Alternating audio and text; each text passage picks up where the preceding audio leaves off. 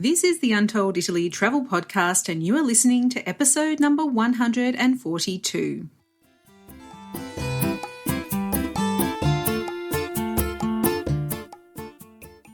Ciao a tutti and benvenuti to Untold Italy, the travel podcast where you go to the towns and villages, mountains and lakes, hills and coastlines of Bella Italia. Each week, your host, Katie Clark, takes you on a journey in search of magical landscapes, history, culture, wine, gelato, and of course, a whole lot of pasta. If you're dreaming of Italy and planning future adventures there, you've come to the right place.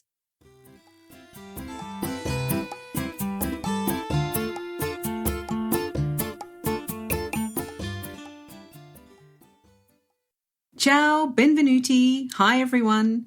I have a question for you, and it should be an easy one to answer if you've been following Untold Italy and the podcast for a while.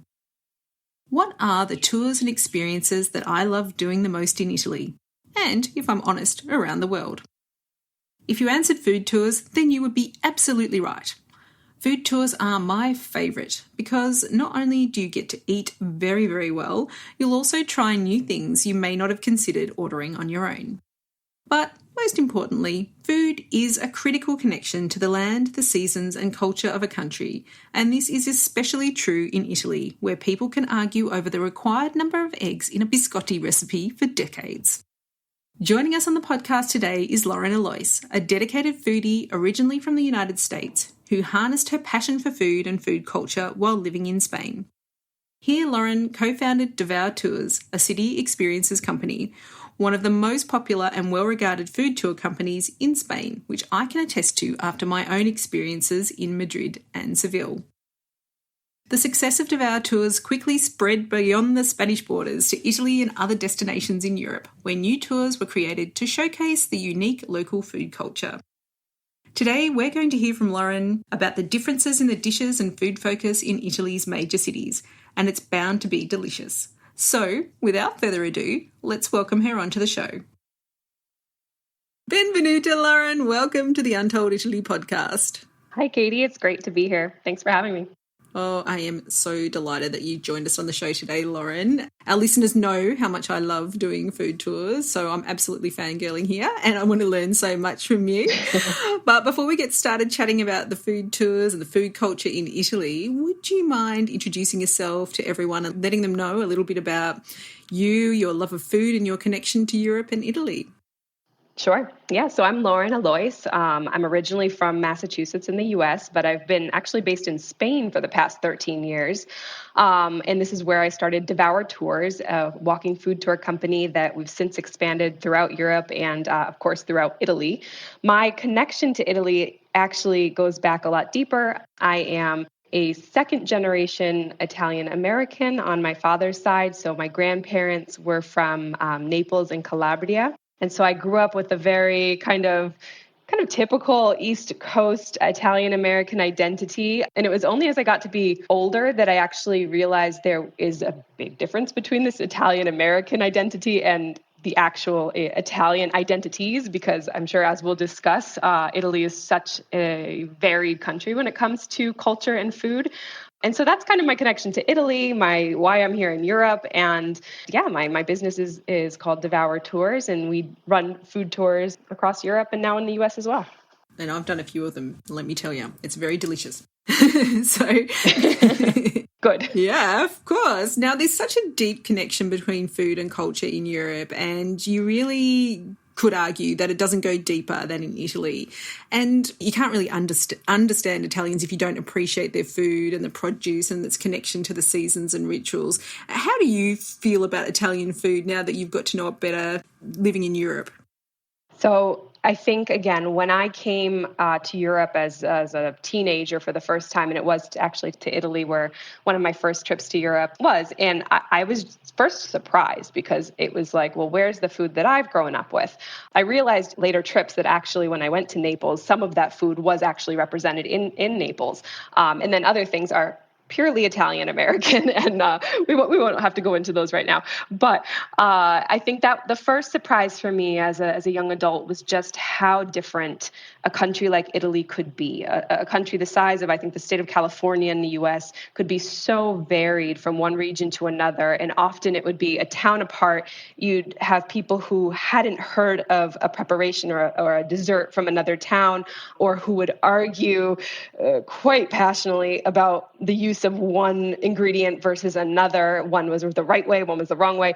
So, I mean, I was just completely overwhelmed by the passion for food and the diversity and how it all connected to the history and how it was very much just a social thing as well, and a constant topic of conversation, which I wasn't a stranger to, having grown up in an Italian-American family, but it was amazing to see that kind of on a grand scale.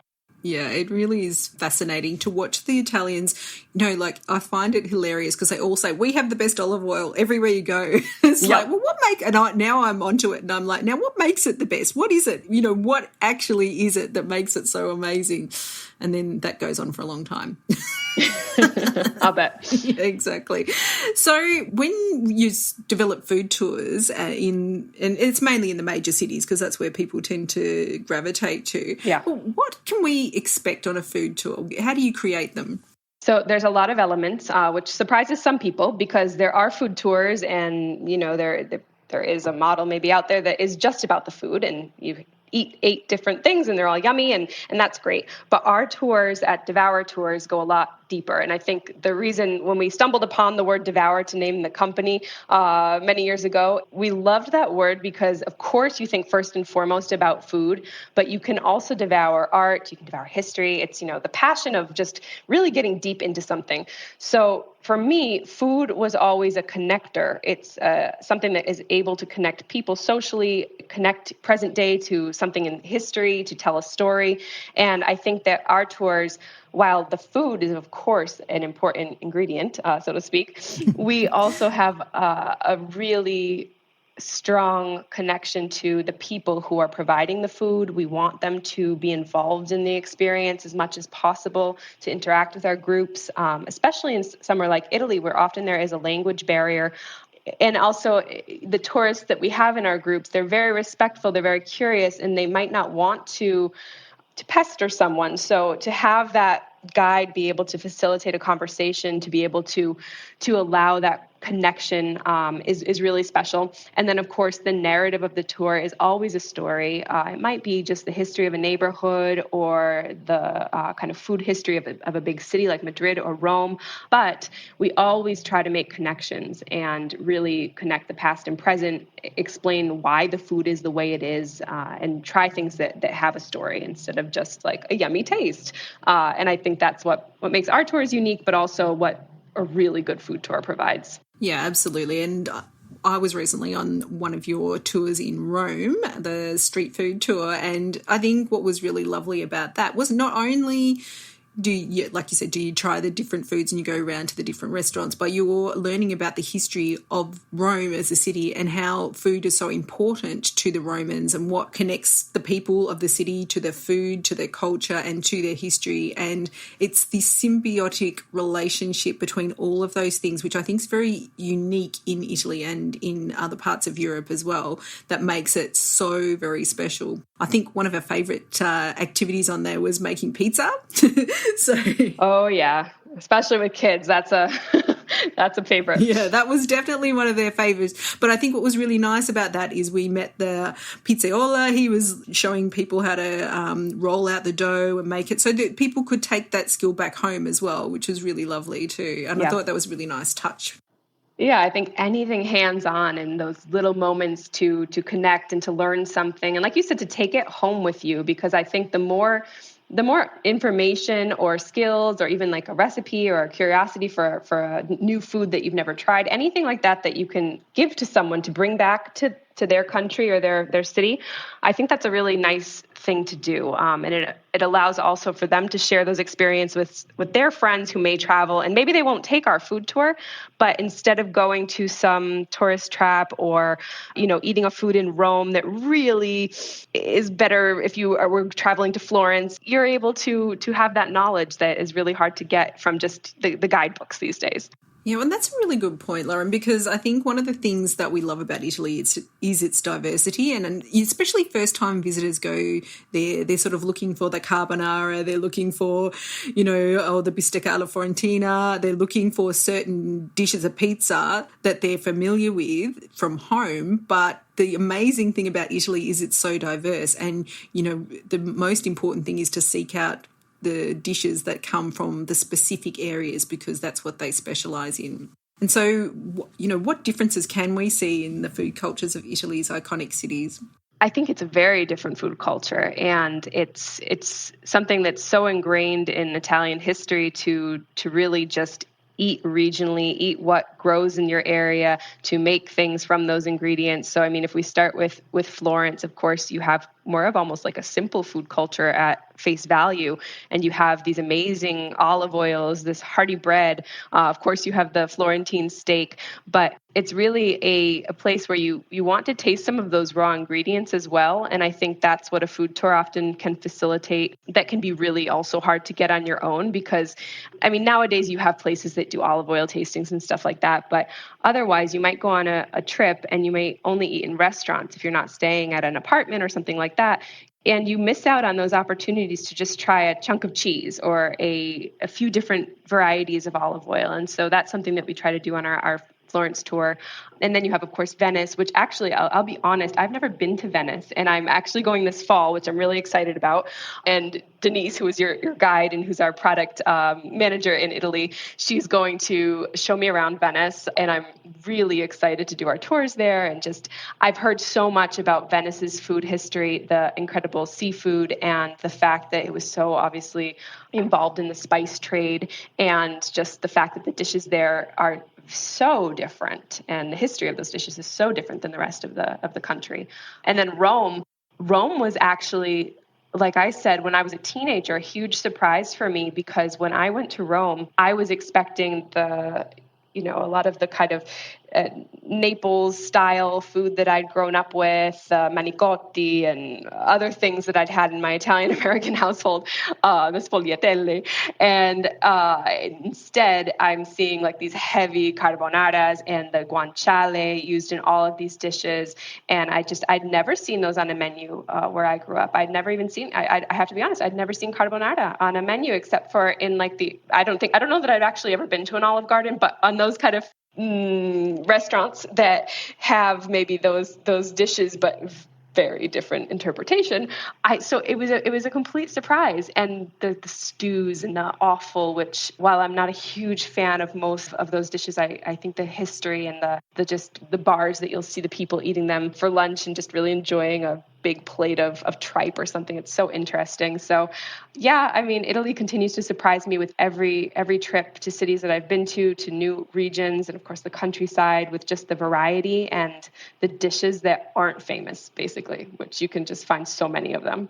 Yeah, I think there's something to be said for just going around and doing a cheese tour. I would definitely be up for that, actually.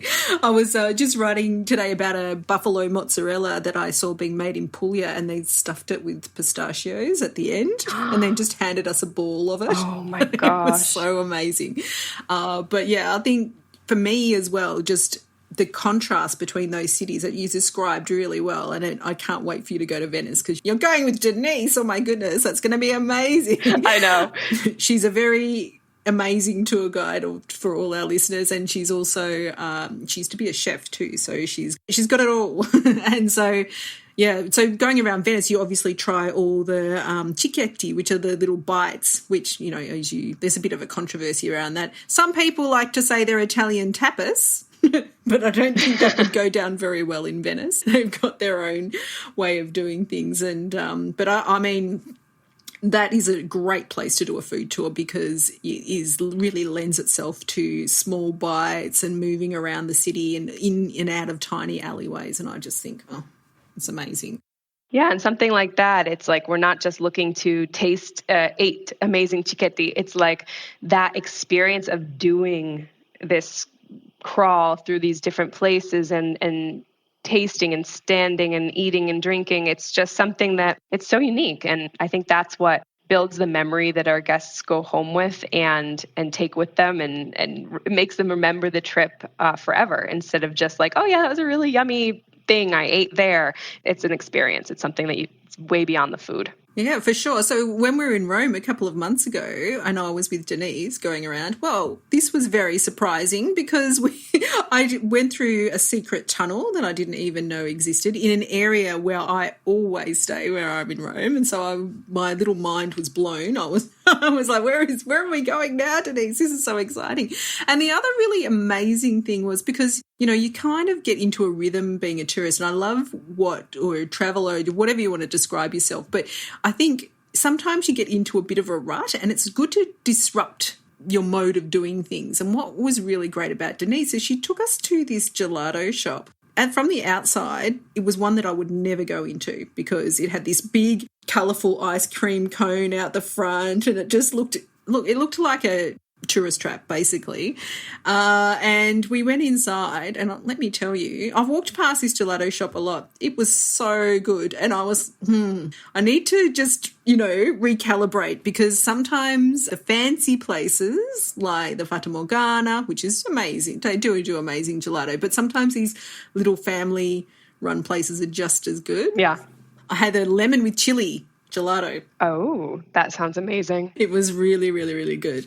And so, if you're going to Italy and you're going on a food tour, then I think this is the message that you've got to get across. If you're not someone that really you're not really into history, or you're not really into art, and you're thinking, well, what do I do when I'm in Italy? Then I think it's just, you really need to think, well, a food tour is going to actually combine all of those things. Yeah, and it will feed you for, depending on the tour you take, but at least one of your meals, if not 2. So it really is. It checks a lot of boxes. It's definitely my favorite type of tourism experience. I am, of course, biased, but and it's not to say that if you want to go deeper into history, do a history tour, and we'll also touch on a few things, but it's not going to be overwhelming. It's not going to mean that you shouldn't have taken the other tour. Same with art. It's just it's a unique experience that really feels quite natural when you're on it, like you're not really on a tour. Yeah, I totally agree. And I also think it's a great one to do if you're traveling solo. So when I travel, I used to, I don't anymore, but I've got a few people in tow now. But when I used to travel solo, I always would do a food tour on the first night I was in a city, because then you always meet really interesting people, and it's a really convivial atmosphere. Everyone's relaxed, having a glass of wine, tasting some food, and everyone, seems to really relax and get to know each other. And so you might make some friends, but at least as well you have someone to share a meal with, which I think is really lovely. And that's one of the things about solo travel, which can be a bit, up for me, because I love sharing food with people. It's that I always found that a bit challenging. Yeah, no, I agree. I also used to travel solo a lot more often. And it was always great to do either a food tour or some sort of cooking class that has a group experience, because, you weren't alone for that meal. And you could get great tips from not only your guide, but also your peers, because people who tend to join food tours do like food. And so people would, have been to Venice, and you were off to Venice, and they'll give you tips there, or other tips in the city of Rome or wherever you are. And then, of course, the guide provides a lot of tips, both officially, we always have our guides provide a little email after the tour that has suggestions on what else you could do and see and eat, but also unofficially, if you say, hey, I really want to try the best oxtail in Rome, where can I go? They're going to have the answer for you. They always do. And they're not afraid to share it either, which is so good, because sometimes people keep those secrets to themselves, which I think is a bit unfair. But the other thing that I really like about doing a food tour in Italy is that, sometimes, well, for starters, you may not know the local dishes, but you just might be a little bit scared to order them on your own. And so sometimes when you're on a food tour, they'll, provide the opportunity to give you, so you can taste. So, do you think that when you visit restaurants on your own, there's you can get a list of the restaurants that are on a food tour quite easily if you really want to. Like there's some bloggers always written about it, but I think there's a difference. And what do you think that is? There's definitely a difference in something you just mentioned, which is a really good point, almost the portion size, which is simple enough. But yeah, of course, especially thinking of a solo traveler, I have this list of 20 restaurants. How can I tick 20 restaurants off in 2 days? That's an issue. And then even if you were there for 2 weeks, that's a lot of meals. That's a lot of big heaping plates of pasta. What if you don't like it? And that's a lot of money. So this is a great way to just check off, anywhere from 3 to 8 restaurants at a time or places at a time, to taste smaller portions, to be able to be a little more curious, like try some of the awful, even if you don't think you're going to like it, or you've tried it before and maybe it wasn't your favorite. Like I still try it every time, but you're not committed to a huge tripe sandwich when you go to the pistachio market. So that's nice. And then of course, if you're at the restaurant on your own, maybe you're social and you strike up and you have great Italian, or your waiter speaks English and you strike up a conversation and you get to know a little bit about the history, or you read an amazing blog post. You can do all of that. You can watch, a great documentary about the place, but a food tour facilitates all that for you, and you're not going to have to put yourself out there necessarily. The story will come from the guide, from the people we have interacting with you on the tour, and just, I think, go a lot deeper than you often would on your own. Yeah, one of the dishes that I think people would not know where to go to get a good one, for example, that we had in Rome was the artichoke. And Denise took us to an amazing place where it's just really fresh. And I've had them before, and unfortunately not as juicy, or not the same, different textures that you get when you have a really good artichoke. And the difference is amazing. So, yeah. And it's also good to know where you can get these seasonally as well, because it's not always in season. And we would just happen to be there at the right time, which was very lucky. But you have to kind of go with the guide as well, because this is the amazing thing about Italy. Not everything is in season, and they eat very seasonally as well. So do you adjust the tours for those type of things? Yeah, we do. It depends on the tour, depends on the stop, and kind of what the partner is able to do. But we have some classic things, like in Rome, you're always going to try certain pasta dishes. But then there are also parts of the tour that can change depending on the season. And we really want to give the opportunity to some of the vendors we work with, especially like in the markets, to change out cheeses based on seasons, which is something, it's funny that a lot of people don't associate necessarily cheeses with seasons, but that was something I actually learned on our Rome tour, that there's a season for every cheese. And if you have your cheesemonger in the know, they'll explain exactly what and why and what it's going to taste like in 1 month versus another month. And so, yeah, we do that as much as we can, while still making sure to include some of the kind of mainstays of each destination. Yeah. I mean, I think, the cheese, it always comes back to cheese, I think. Back to cheese or gelato. Exactly. But if you have like a fresh cheese that's come from like mountain, I guess when you think about it logically, of course there's a season for cheese and different types of cheeses. And historically, the hard cheeses were obviously produced so they could get people through winter. I'm just thinking about it then. I'm thinking, oh, yeah, of course, I know. It was so obvious, but I also had never really thought about it before. The animals eat different things in different parts of the year, which present a different flavor in the cheese, depending on when it's from as well. It's fascinating. And I also think that this is another thing a food tour can do. Our company generally operates in large cities, like you said at the beginning of the interview, but it's able to connect people to maybe the more rural areas that they might not get a chance to visit on the trip. And we do that by trying some of those products that might come from the countryside outside of Rome. And the guide might show a visual or explain, or the shop owner might explain what it's like in that area. And that's special because, of course, we would love to take people out to the more rural areas. It's not as easy to do. A lot of people don't sign up for those tours. We've tried it. Not to say we'll never do it, but it's a little bit more of a hard sell. But of course, anyone who loves food, you want to get people out to the farms and out to the mountains and to the actual factories. And so it's nice when, even though the person's only in Rome for a couple of days and they're not going to be able to do that, you can kind of bring that to them and give them a little bit of that experience, even though you're in the city. Well, I like to think people would be inspired by that, actually, so that they would think, okay, well, there's something more to explore about this food culture. And I think that's really what happened to me, like I started tasting all these different things and obviously got curious about where the produce came from. And I think it's so different in such a big contrast to our lives in like US and in Australia as well, and in the UK. We just used to going to the supermarket and picking it up and, just not even thinking about what's happened. So it's really, I just think it's a great piece of education to actually stop and have a think about where your produce has come from, who's making it, what processes have gone on behind it. And when you stop and think about that, you can really appreciate the food a lot more, I think. Yeah, no, I totally agree. And that's something that in Italy, if you go into any market, you have that in front of you visually. And of course, if you can communicate with the vendors, they're going to tell you, oh, this is in season, or I just got these artichokes, or, oh, these ones, actually, it's the end of the season, don't buy them, which I always found also funny that sometimes they'll tell you kind of like not to buy something. but hey, it's, you trust your vendor, and he knows that if you don't buy those today and you trust him, that you'll probably buy the other thing tomorrow. So it's a really nice relationship.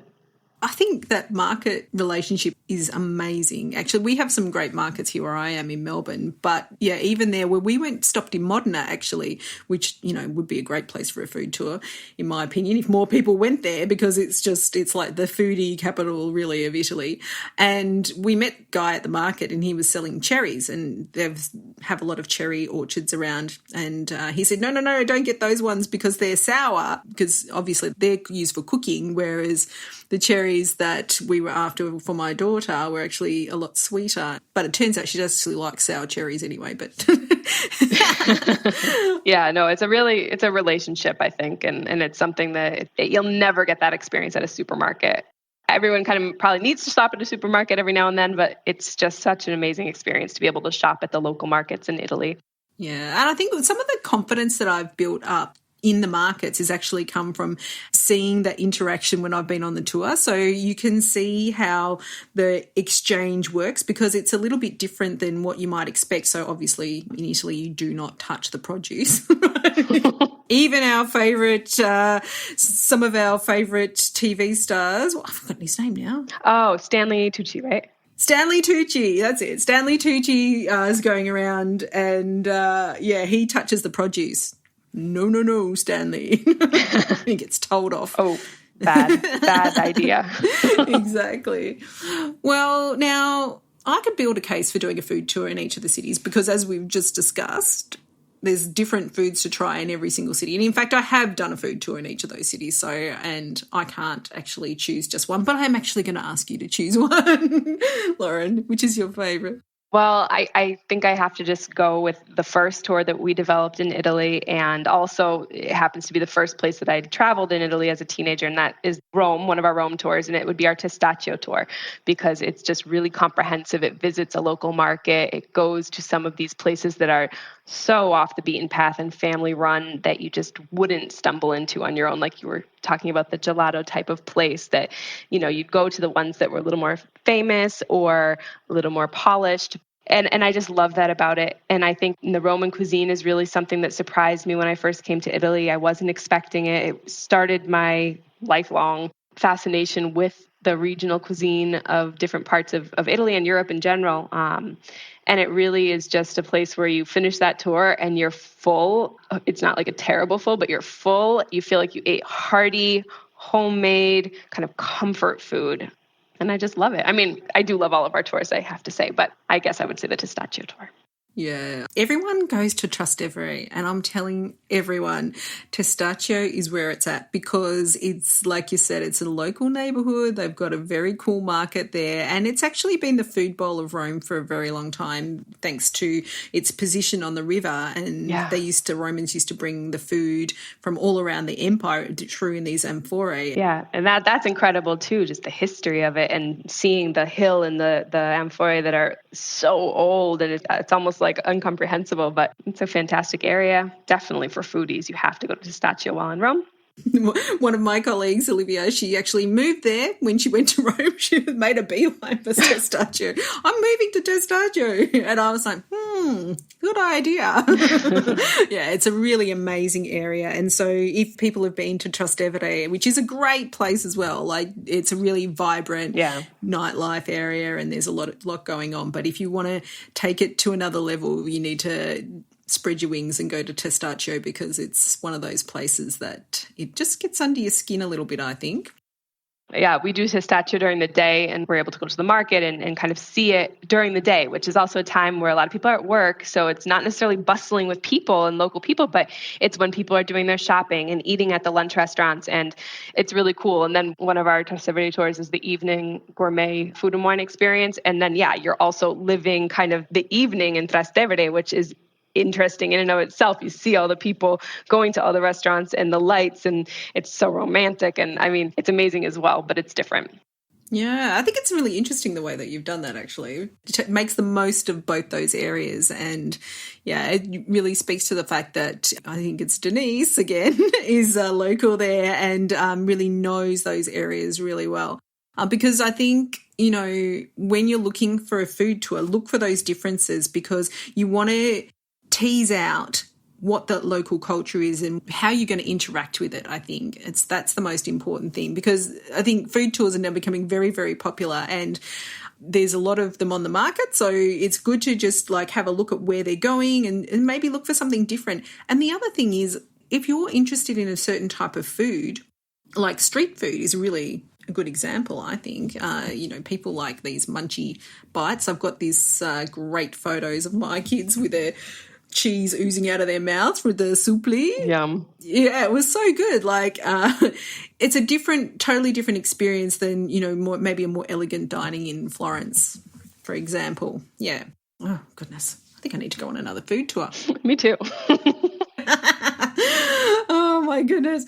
So, Lauren, is there anything else you wanted to tell us about the food tours? What have we missed? Like, I feel like we've covered the reasons why I go on food tours: to discover the culture, to get immersed into the local produce and meet new people. That's for me the most amazing things. I think we've touched on it a little bit because you've mentioned Denise a few times, who was your guide on your more recent tour. But I think that's the only thing I might just add a little bit to, is that the guide is also such a resource on these tours, because most food tours, Devour Tours, it's certainly, but other food tour companies as well, have small groups. And so you're really able to connect to the guide in a way that you often aren't on other types of tours. And the people who host food tours aren't your typical tour guides generally. Like, there is crossover, of course, but they're also people who are just great hosts and really passionate about food and wine. And some are chefs, some are the kind of descendants of like olive oil farmers or prosciutto factory makers. And so you find all of these really interesting people who have a connection to food and tell you the stories about their own upbringing, their own grandma or nonna's food. And I don't know, I think that's something also that's really, really important today when you travel. You want a local experience and you want a local person to show you around, and their stories are so small in some ways. It's not, you're not learning maybe these big historical events and dates, but you're seeing a glimpse of someone's world who's been born and raised often in this area, or at least had a part of their life in this area. And it's just a really cool thing too. So I think our tour guides are the stars of the show during those 3 or 4 hours that the tour lasts. And they're a very important part of what we do. Absolutely, absolutely. I can't speak highly enough of them, actually, because it is a real job to provide that hospitality and to get everyone mingling and, enjoying themselves together. And yeah, you're right. They do an amazing job. So, Lauren, I could talk about this topic for hours. Me too. But I know that you and your team have a wealth of knowledge about Italian and European food culture and just love sharing it with your guests. How can our listeners learn more about Devour Tours and the experiences that you offer in Italy? Sure. You can just go to our website. It's devourtours.com. And you can click on the Italy section to see all of the tours that we're offering in Italy. If you want to go further afield, we certainly have plenty of options for that as well. I'm based in Madrid, Spain, so you can come find me here. And we're also, of course, on social media, probably most active currently on Instagram, where we are at Devour Tours. And yeah, you can follow along with our stories, with our posts, and it's a lot of fun.